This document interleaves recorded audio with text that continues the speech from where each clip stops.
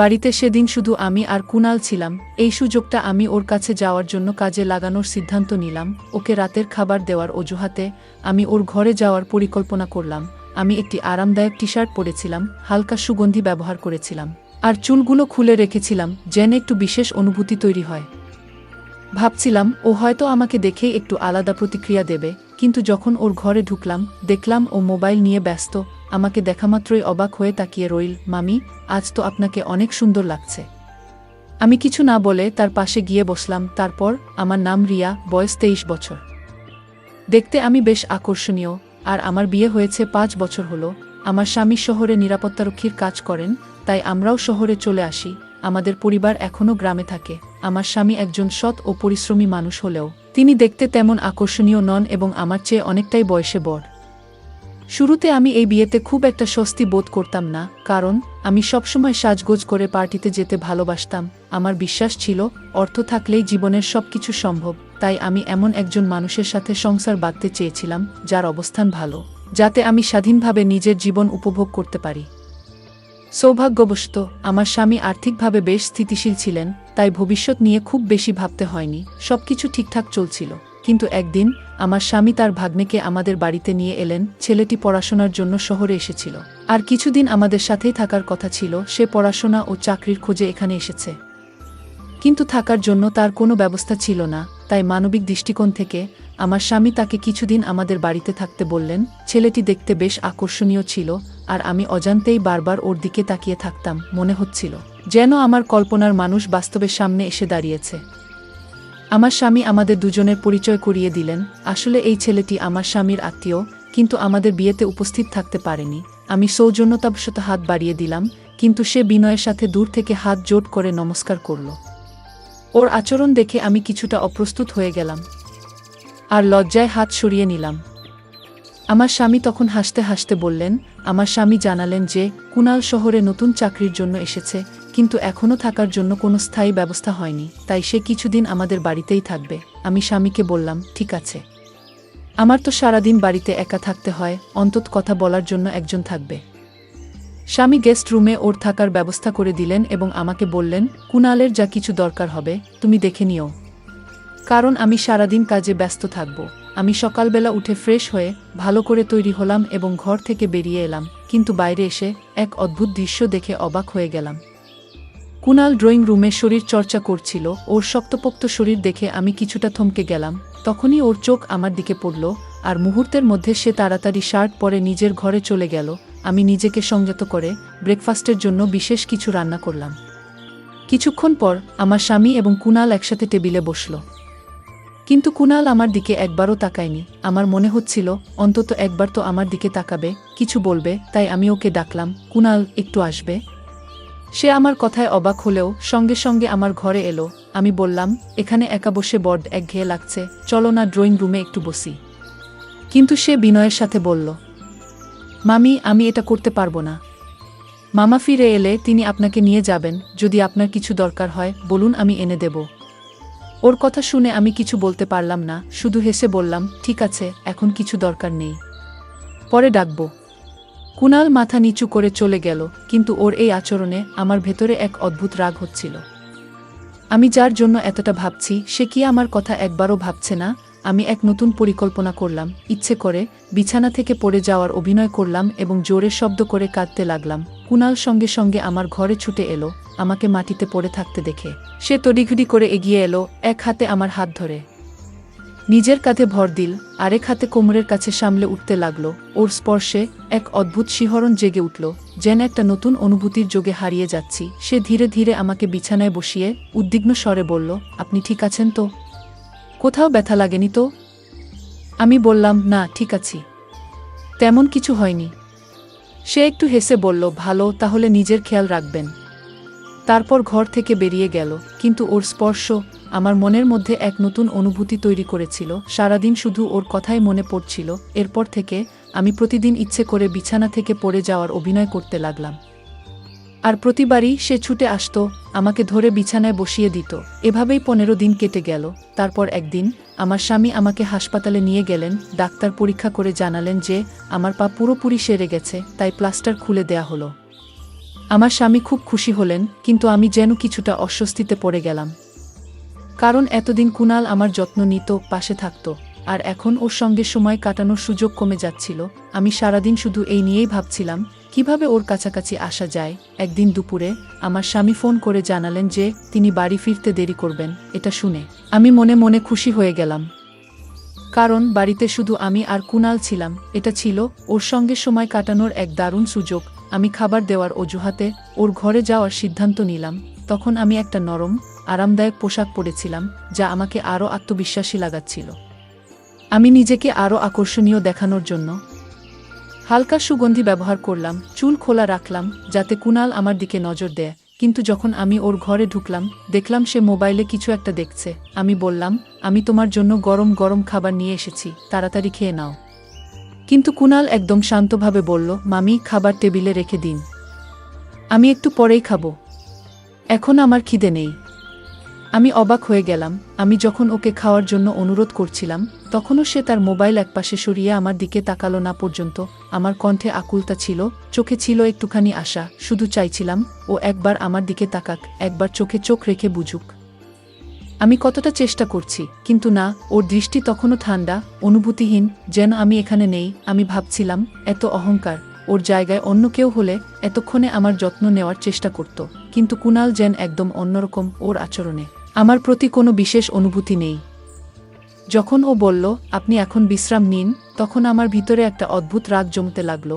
আমি বিরক্ত হয়ে ওর ঘর থেকে বেরিয়ে গেলাম এবং নিজের ঘরে গিয়ে কান্না করতে করতে ঘুমিয়ে পড়লাম।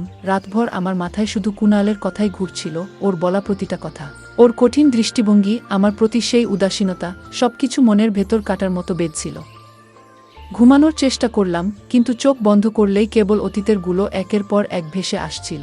কখন আমার স্বামী ফিরে এসে পাশে শুয়ে পড়েছেন টেরও পাইনি। পরদিন সকাল আমার স্বামী আমাকে জানালেন, অফিসের কাজে আমাকে 8 দিনের জন্য বাইরে যেতে হবে।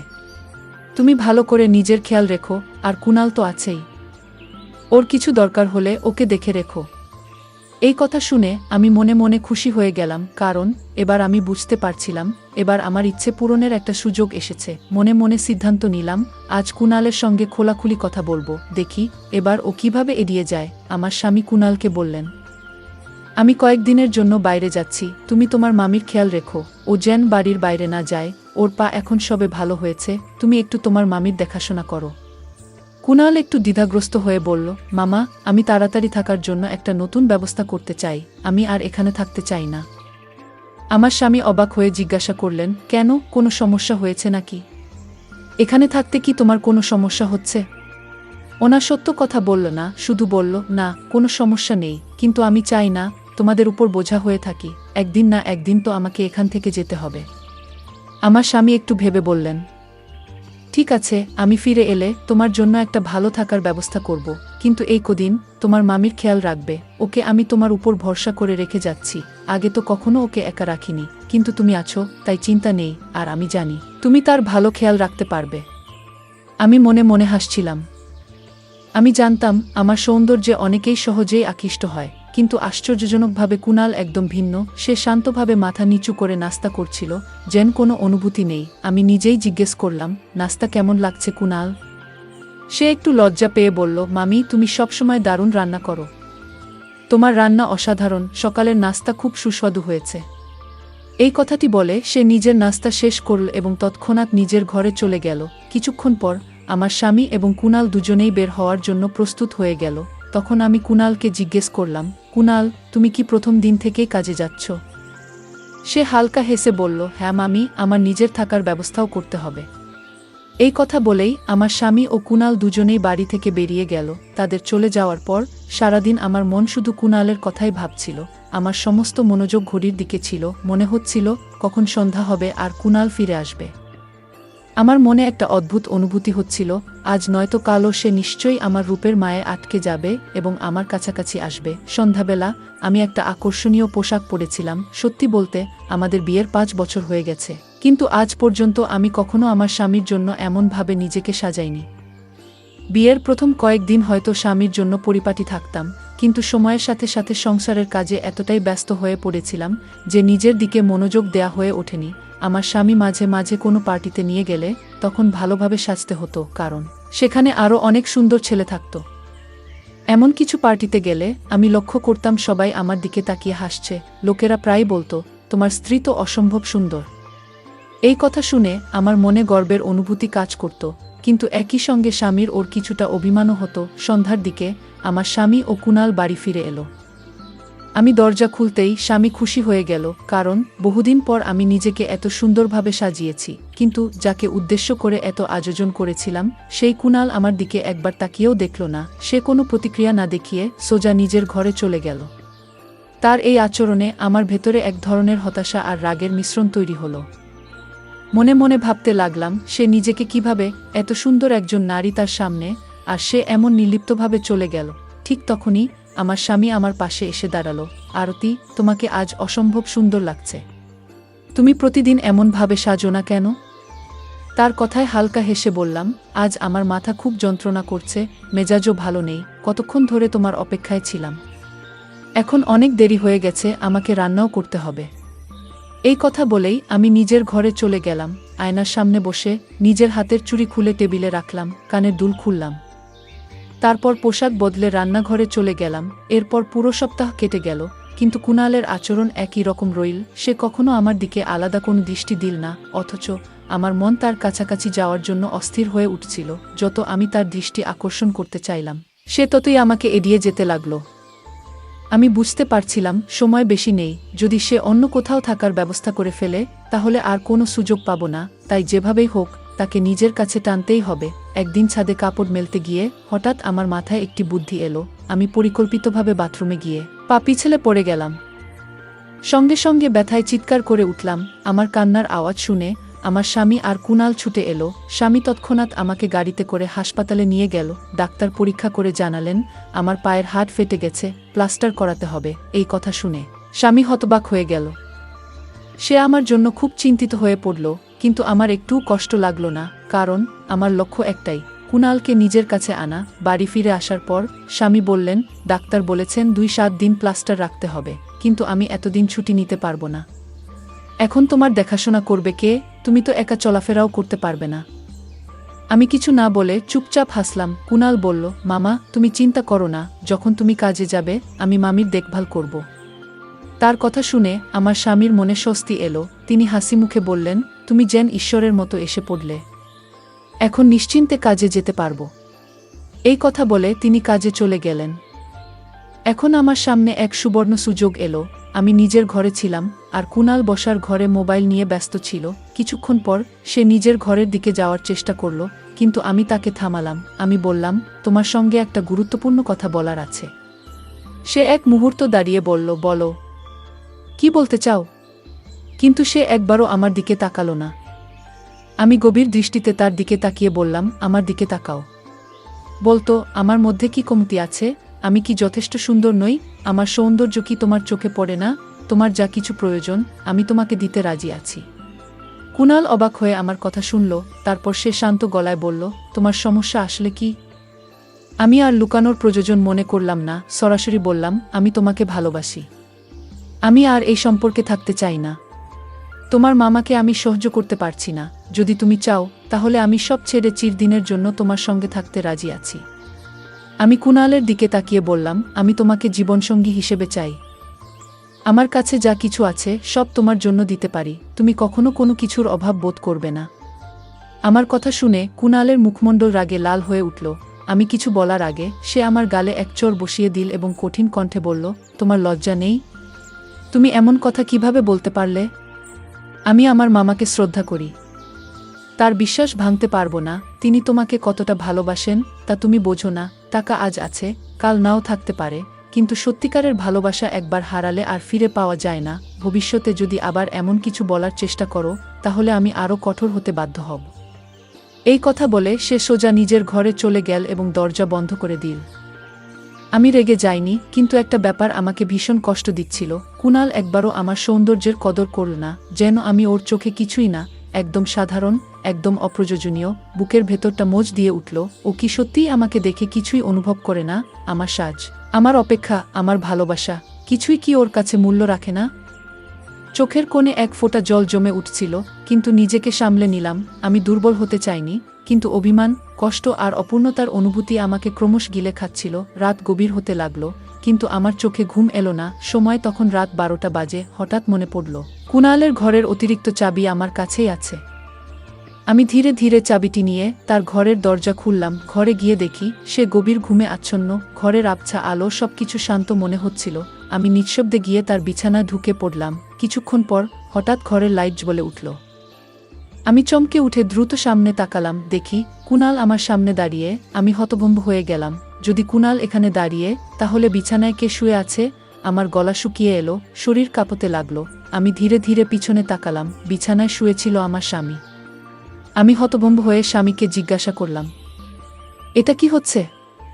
তিনি কোনো কথা না বলে আমার গালে একটা চড় মারলেন এবং কঠিন কণ্ঠে বললেন, সব বলছি, শোনো। তারপর বললেন, কুণাল কয়েকদিন ধরেই বলছিল সে এখানে থাকতে চায় না। কিন্তু আমার স্বামী গভীর কণ্ঠে বললেন, কুণালের জন্য ভালো থাকার জায়গা পাওয়া কঠিন হয়ে গিয়েছিল, আর তোমার এই আচরণ ওর মানসিক চাপ আরও বাড়িয়ে দিয়েছিল। তাই ও আমার কাছে সব সত্যি কথা বলে দেয়। আমি অবিশ্বাসের দৃষ্টিতে স্বামীর দিকে তাকিয়ে বললাম, তুমি এসব কি বলছো? আমি তো তোমাকে ভালোবাসি। তিনি তাচ্ছিল্যের হাসি দিয়ে বললেন, সেটাই আমার ভুল ধারণা ছিল। আমি ভেবেছিলাম তুমি শুধু আমার, কিন্তু কুণাল অনেক আগেই সতর্ক করেছিল। তুমি যে বিশ্বাসঘাতক সেটা আমি বুঝতে পারিনি। তোমার মিষ্টি কথার আড়ালে লুকিয়ে থাকা আসল রূপ দেখতে আমার দেরি হয়ে গেছে।